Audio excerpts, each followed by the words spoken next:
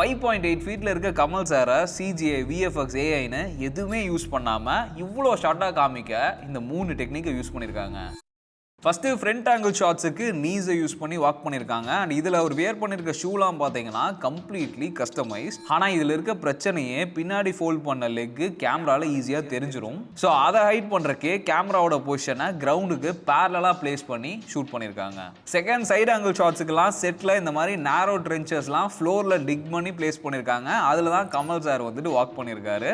And நாம் அந்த அவுட்புட்டை பார்க்கும்போது நமக்கு இப்படி தான் தெரிஞ்சிருக்கும். தேர்ட் ஃபீட் அதிகமாக மூவ் ஆகிற மாதிரி ஷாட்ஸுக்கெல்லாம் ஃபேக் ப்ராப்ளம்லாம் யூஸ் பண்ணி ஆஃப் ஃப்ரேம்ல அதை மேனுவலா மூவ் பண்ணிருப்பாங்க. ஸோ இந்த 3 டெக்னிக்லையும் காமனா ஒரு விஷயத்தை நோட் பண்ணீங்கன்னா எதுலையுமே கமல் சாரோட பாடியில எந்த சேஞ்சஸும் பண்ணிருக்க மாட்டாங்க. மோஸ்டாவே கேமரா செட்டு ஃப்ரேமிங்லாம் அட்ஜஸ்ட் பண்ணி தான் அதை அச்சீவ் பண்ணிருக்காங்க. ஸோ 2026 நீங்க இந்த மாதிரி சேலஞ்சிங்கான ஷாட்லாம் எடுக்கணும்னு நினைச்சீங்கன்னா எந்த ஆப்ஷனை சூஸ் பண்ணுவீங்க?